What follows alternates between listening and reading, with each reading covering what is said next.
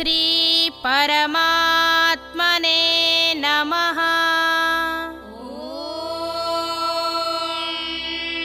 श्री परमात्मने नमः।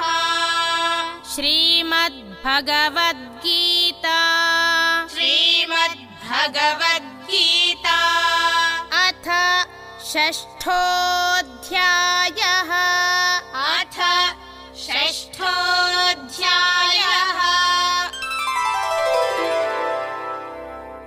श्रीभगवानुवाच श्रीभगवानुवाच आरुरुक्षोर्मुनेर्योगम् आरुरुक्षोर्मुनेर्योगम् कर्मकारणमुच्यते कर्मकारणमुच्यते योगारूढस्य तस्यैव योगारूढस्य तस्यैव शमः कारणमुच्यते शमः कारणमुच्यते।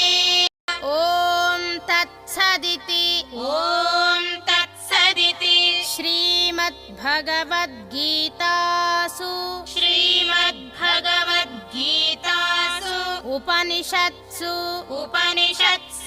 ब्रह्मविद्यायां